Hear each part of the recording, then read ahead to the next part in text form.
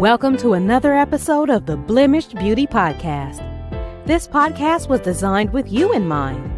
If you're ready to erase the norm and embrace the truth, come pull up a chair, grab a journal, and tell a friend that your favorite Jersey girl is back with another episode.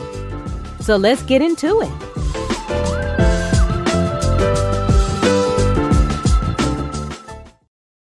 Hey y'all, welcome to another episode of the Blemished Beauty Podcast.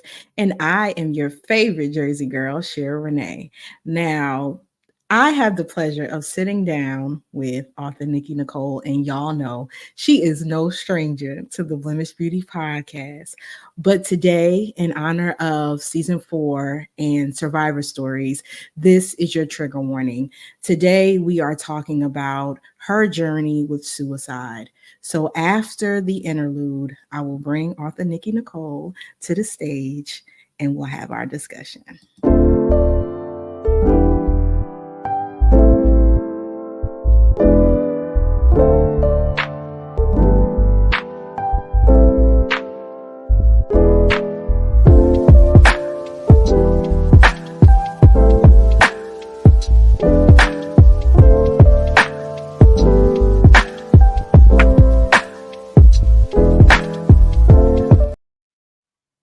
Hey, sis. I'll mute your mic. No, right here. If I unmute the mic, I always do that with you. You should be used to it by now. You breaking the silence, honey. Child, don't want me to talk or something because every time I have it on mute. Hey, How you what's up, feeling sis? today? I'm here, sis. What Talk about about you? she nervous. She talk about some she nervous, y'all. She break the silence every day, 3 times a week on YouTube. Talk about she nervous. Child, I'm always nervous when I come on the Blemish Beauty, owning my scars. Yes, we definitely gonna own them scars today. So, like I told everybody who was watching before you came on, season 4, is all about survivor stories, and the month of September specifically is Suicide Awareness Month. So, you and I have had discussions about this, but I want you to explain to people, your personal experience with suicide. Whew. Suicide. Well, pretty much all my life I've had suicidal thoughts, because I always felt like I wasn't good enough. I felt like I wasn't pretty enough. I wasn't smart enough. I just wasn't enough. So, majority of my life, I suffered with that, just trying to be me and hoping that people would love me for me. And a lot of times, children are very cruel, coming up. I was 4 eyes, because I've had glasses since I was maybe like 3, 4 years old. I was very young. Mhm. So, I've had glasses on my life. So it's like 4 eyes, oh, you ugly, you this, you that, so those type of things, kind of still to this day kind of stick with me. But I'm a little stronger now, with a little bit more tougher skin, but words still hurt. They still Yeah. hurt. And my father was a plumber, so I would get those running jokes about him being a plumber, and my last name, it was a furniture store called Holly Myers. And I would get the jokes about that, Oscar Mayer Wiener. It was always something, they had to find when it came down to Nikki Nicole. So with those thoughts in mind, it pushed me into very, very dark places.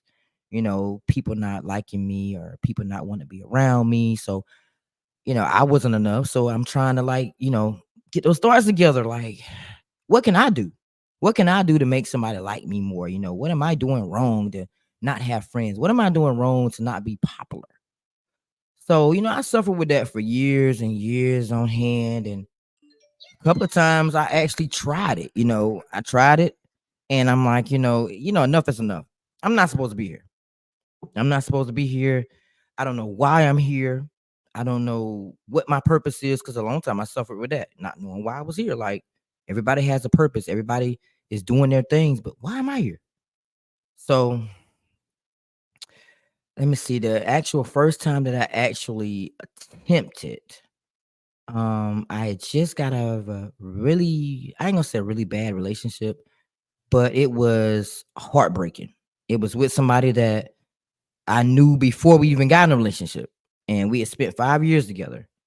And the relationship was what it was, good and bad, mixed. I made mistakes, she made mistakes. But at the end of the day, when it came to the relationship ending, I felt like my life ended. Like that was my person. That was my person. That was the person I wanted to be with. So I drove my car into like a wooded area, and I sat there for a second, still contemplating with this bottle of pills, and I'm like, shit, I'm scared. I mean, I'm scared to do it, but I need to do it. I'm not supposed to be here. I can't be here. My, love of my life is gone. I can't, there's no coming back from this. So I took the pills. I took that whole bottle of pills, and I just remember waking up in the hospital. So apparently somebody found me. I didn't call nobody. I didn't tell nobody, hey, I'm doing this. I didn't say anything. I just did it. So I wake up, I'm in the hospital, I'm looking up at the ceiling at this light, and they're pumping, pumping, pumping, pumping, pumping. So I'm like, are you serious? I'm still here? And I'm still here. Why am I here? Right. I'm supposed to be gone. So I wake up, of course, I wake up to my family. All my family was in the lobby. My church members was there. And they had been praying, praying, praying for me to come back. So I sat there, my pastor, he talked to me and was like, why did I do it? And, what was your reasons for doing it? And you had these kids, that depend on you. You have these kids that love you. So at that point, I started thinking about, I do have a reason to live. I have my 2 kids. What am I thinking about? Yeah, I was in love and I lost that person, but life goes on, Yeah. I started, looking at life differently when it came to them. I'm like, okay, well, they're my reason to be here. So I'm going to just push, push, push because I have them. They're my reason to live. But you know what? That doesn't stop you from going into dark places. You still go into dark places sometimes. You in your own mind, you start thinking about, things that happened in the past, or maybe somebody hurt you again. That's a trigger. All over again, you're like, you know what? I don't want to be here. I don't want to do this. Mm-hmm. They don't like me.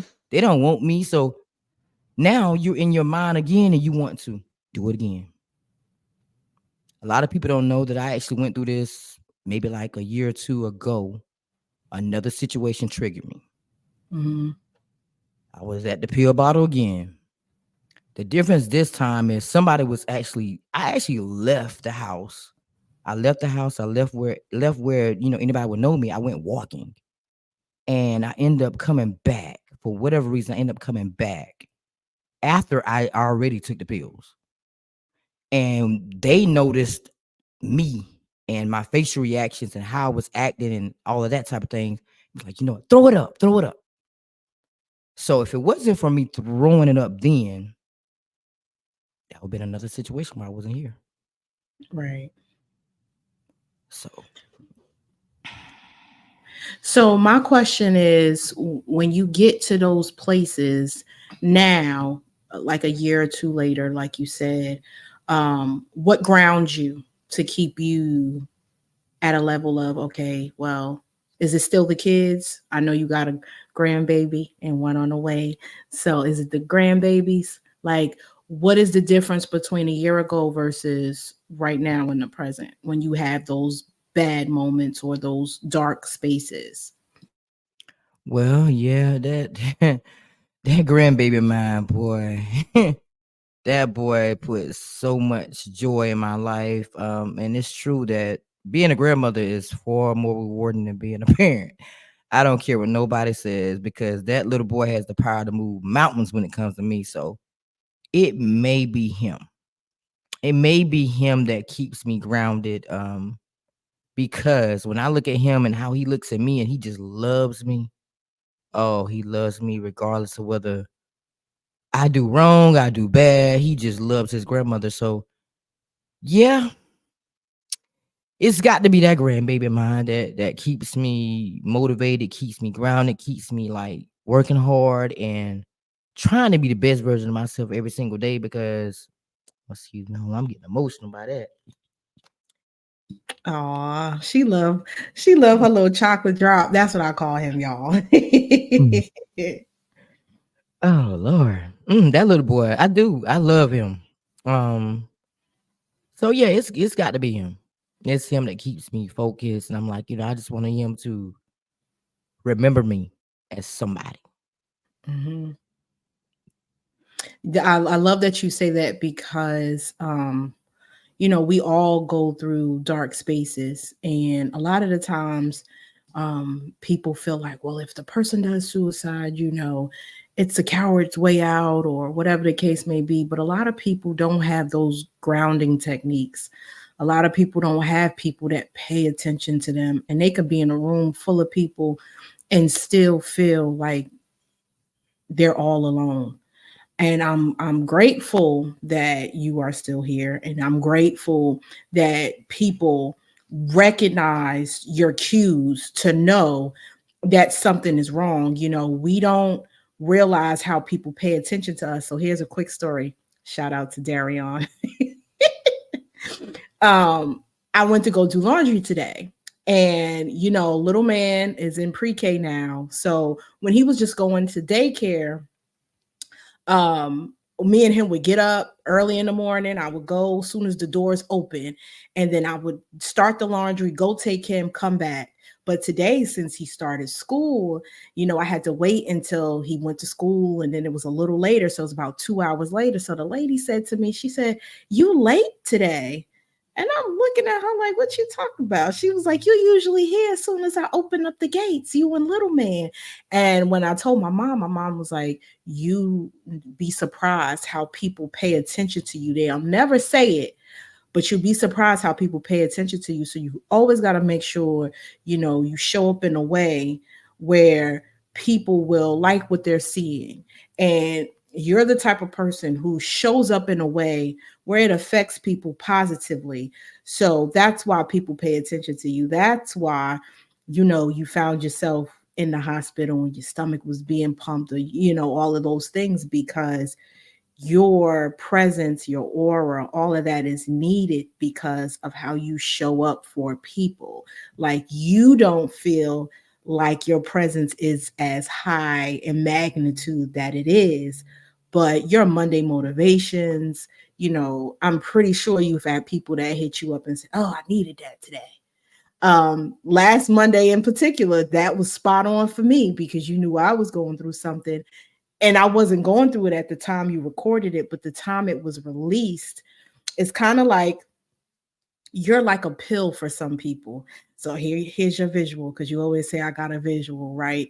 When we take pills, little bits of time, because they tell you take 2 pills every 4 hours or whatever the case may be. Within those 4 hours, there's a certain amount that's released in your body to give you exactly what you need. And for me, you are one of those humanly pills that is needed in the atmosphere, because you give out what people need, like the Monday motivations, the Twisted Tuesdays, with the conversations, people laughing and bugging. And, sometimes you get into these dark spaces where you realize, like, well, is people really paying attention? Am I doing stuff that's worth, people watching, or do they appreciate it?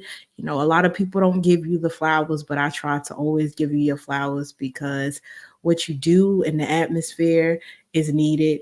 You see that with Chocolate Drop, it's needed. I mean, legit, as soon as he come to the house, he fall asleep because you're needed. Like, he needs that comfort. He needs that, So always think about the little things like that, because those are the things that'll keep you grounded. Like, you're his safe space. You're my safe space. When we're talking, you provide a service for people that you should be getting paid for, but now you're in the process of doing that, so that's good. But you are definitely needed, and I'm just happy that you're here. And on the opposite side of that, how can we as a village, support people who get into these dark spaces? Because some might tell us and some might not. So how can we show up for people who are in these dark spaces when we found out that they've done that, or their cues are a little off? How do we support you guys? See, the problem that we have is family is not family anymore. If family showed up more, then these type of situations would never occur because they would know what's going on with that person and they can fix it before it even happen. But Right. family doesn't call family anymore. They don't call to check on you. They don't call to have a conversation with you. Next thing you know, you're hearing about somebody in your family that died because family is not close. So when the matriarchs of the family die, like your grandparents and your great grandparents die, it's like the family die. Mm-hmm. Now nobody's going to cookouts, nobody's, going to gatherings, nobody's doing anything. You don't even know who your cousins are anymore. Once your Mm-hmm. grandparents and the older crowd die, everything changes. Yeah. Nobody takes it on and say, you know what, I'm gonna be the person that's going to get everybody together so we can know who we are and we can talk to each other and have these complicated conversations with people. They don't think that, sometimes people need to talk to people that blood. But families have to start being families. They're gonna have to start paying attention to one another. But you know what? I got family outside of family. So if you have a True. circle that you consider family, then that's just as good. Being able to have somebody that you can call upon and you can talk to them about anything and it's gonna stay between your ears. It's important to have those type of people, and I have that in you. I feel like I can talk about anything. And okay, you're not gonna judge me. You're not gonna, be like, ah, you shouldn't have did that, or why did you do that? You're gonna be like, sis, sometimes, what I'm saying. So it's like it's important to have people in your life that care, legitimately care. Because if I disappear for 24 hours, I know you calling. You ain't First of all, you Yeah. ain't gonna let me You ain't just 24. you ain't gonna exactly. I'm not gonna even make it to 24. So people need those type of people in their lives that's gonna miss them, genuinely miss them when they're gone. Mm-hmm. They gotta pay attention though. They gotta pay attention to okay, well, dang, Nikki wasn't live today on Facebook. She wasn't active today on Facebook, or dang, she usually called me at 9 o'clock. She didn't call me. So Mm-hmm. they gotta really be paying attention to you and know who you are. When you bring back those type of people in your lives, and you can change everything. So are there any like warning signs, things that people should look for, in regards to someone contemplating it, or just getting into, you see them starting to get into a dark space? I don't think, to me personally, I don't think that there's like signs because me, I just went into a shell. I didn't say anything. So sometimes people don't say anything at all. Sometimes they just go into that dark place and fall. And you never know that they're there until they come out of it. So I don't think that there's any really, some people might have signs, but I really don't show signs when I go into those places and I'm thinking about, life in general. I just kind of like just clam up. So maybe that's a sign because I don't talk to people. I don't Mm-hmm. talk to people. I may leave and just go and try to get some peace or something like that. But I really don't have signs when I get in those places. So some people might not even show it because I feel like people that tell you that they're going to commit suicide are the people that's least likely to do it. And then, maybe I shouldn't say that. But most people that really want to commit suicide, they commit suicide or they attempt suicide. They're not going to really say anything to anybody because they don't want to alert nobody. They want to go ahead and do what they got to do. So, a lot Mm-hmm. of people say, it's a coward I say mood, but it is to a degree. It's like, what, you here for a purpose and then you decide you want to take your life. God Yeah. wrote the story, you need to live it out. So, Yeah. but not everybody is strong enough to do that. We have to keep that in mind. Not everybody is strong enough to deal with the pressures of the world, the things that people do, the things that they don't have to do to people, bullying Yeah. people, talking junk to people, making people feel like less of nothing. This is stuff that we don't have to do to people, but we do it every day. Why? Why? Everybody got a purpose to be here, but now you just ruin their chances of being great because you wanted to bully them or you wanted to bash them or you want to make them feel like less than nothing. what was your purpose, you know? Yeah, they're lashing out their insecurities onto other people. So because they're not confident in certain things, they're going to take because they're inferior for whatever financial status, social status, or whatever, they'll take that and use that to pick on somebody else to make them feel better when in actuality they don't. Mhm. And you're absolutely right about, surrounding yourself with a village. And we get so caught up with who is not there that we neglect who is there. Mhm. And it has to get to a point now where you cannot just allow, just because somebody has a certain title in your life, um, don't expect them to show up in that space because they might have had that title based on, like you said, blood. They could be your quote unquote sister or brother or cousin or whoever the case may be, but that was a title that was given to them. But you have to pay attention to the people who has a title that they've chosen to have in your life, Mhm. like those sisters, those brothers, those best friends, those whoever. So that's very important. But my concern is for the ones who don't have that. Like, what do they do? Because there's only but so much journaling. People can't afford to go to counseling. It's so many different things and outlets that we have as a community, but everything is so expensive, you know um, and with the wages being that it is, you don't make enough to support your life and then support your mental health too. So for those who don't have those type of outlets, that's why I love our podcast, because we provide a service, kind of like mental health or motivation or whatever the case may be, for those who don't have that outlet. I'll never forget, that episode that me and you was on. And, it was so Yeah. amazing and so rewarding to see somebody, come on that post and say, we just saved their lives. Yeah. Yeah, that was an amazing episode. That was my first episode with you too. That was an amazing episode. Yeah. And she said it in the text. Yeah. And I was proud of her for even admitting that. Because some people, as it says at the top, they don't own their scars. They won't ever admit that.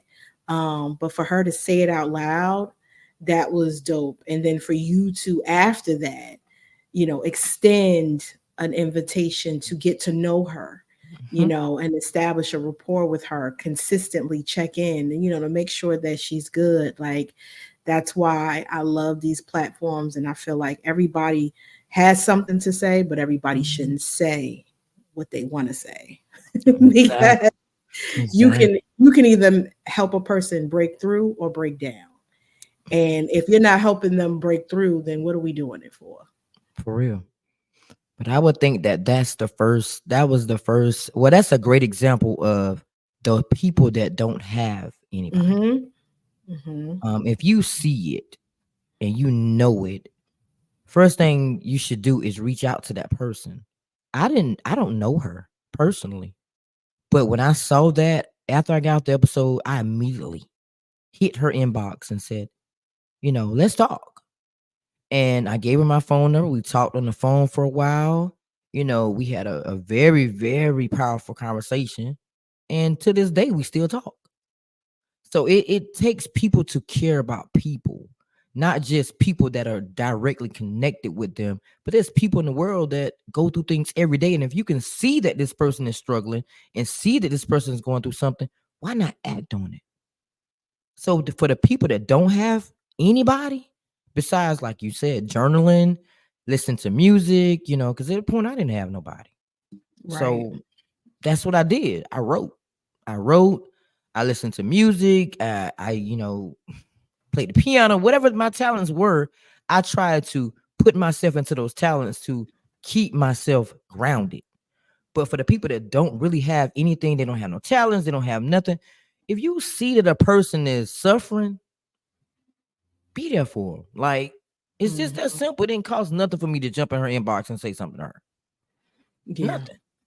But you got to have it in you too. You got to have it in you to really care about people.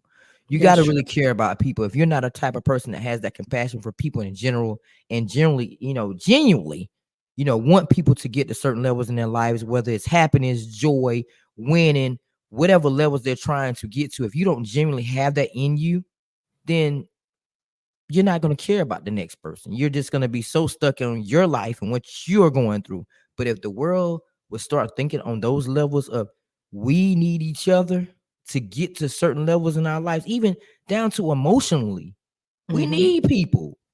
It's Yeah. not even about money.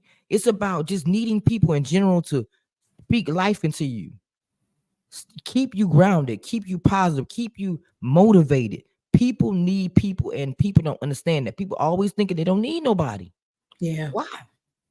You do. Yes, you do. Because you are where you are in this life because of people, not because you got yourself there. If it's somebody didn't like what you did, you would not be in the position that you're in right now. Yeah. That's even down to the celebrities. They wouldn't be celebrities. They wouldn't be great artists that they are if it wasn't for the people. Yeah. Supporting them. Yep. People need That's people. true. And we don't take that into consideration, that just as God gives it to you, he can take it away. Even with homelessness, a lot of those, because I used to work at the Y, and before working at the Y, I had like I don't want to say a naive perspective, but it was. I was so shocked to find out how many people that was in the shelter.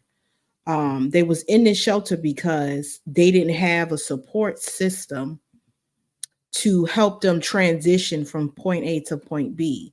So the Y was set up for people who was homeless because they was either disabled veterans and they didn't have nobody. Um, it was on different floors. Then they had family, like women and children. And these were women that were waiting. They were in a transition stage, waiting for their housing to kick in, and they didn't have anybody because they left the like abusive marriage or boyfriend or whatever the case may be, so they had to stay in a shelter because they had to wait on housing to give them the clearance to move into this house because of inspection or whatever the case may be. So they had to temporarily be housed for like 3 months or 6 months. And the shelter's condition was horrible. So imagine a person with a child, some of them even pregnant with little children, staying in a shelter that has mice, and the beds are uncomfortable, and you got to be in at a certain time, and then try to figure out how to manage working because you're under this umbrella of the system, so you got to do all of these different things to keep your money. And it was just like so many different stories as to why these people needed shelter, and it's because they don't have people that get to a certain financial status, and then they'll just be like, oh well, I'm here. Yeah, you here, but Mhm. how did you get here? But see, that's the part. People are so narrow minded. I homeless people hit the heart because I've been there.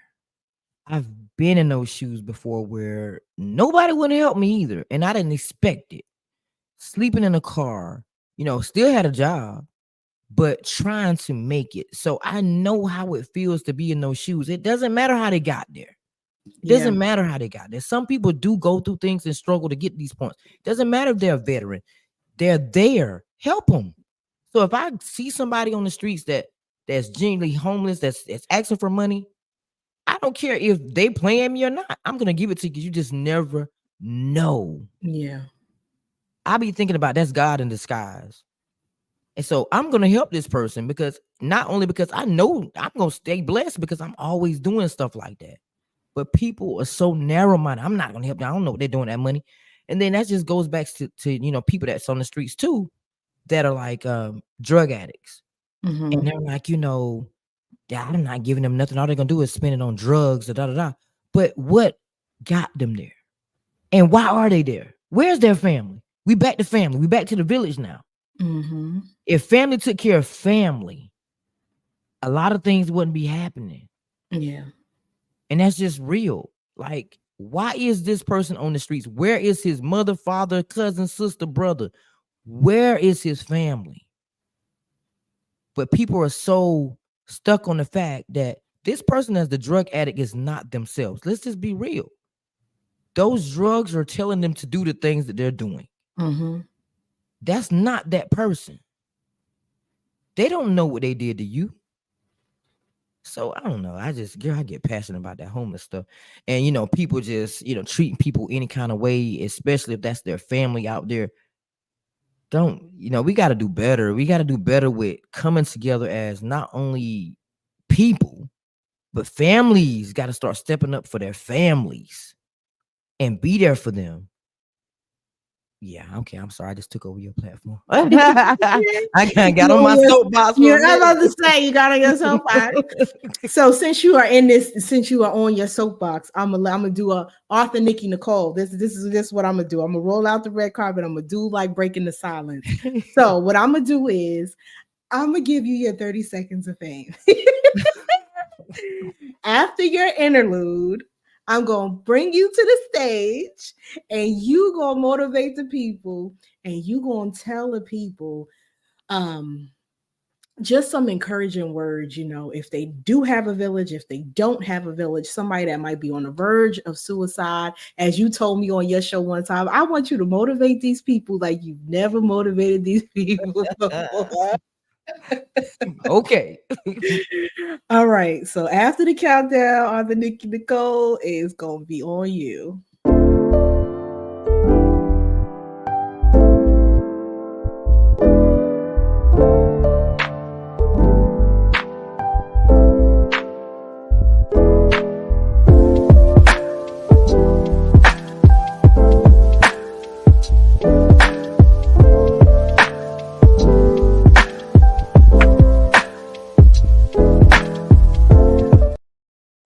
All right, everybody. So, if you know somebody you having thoughts, if you know somebody is experiencing suicidal thoughts, or if you possibly are having suicidal thoughts, first, just know that everything in your life starts with you.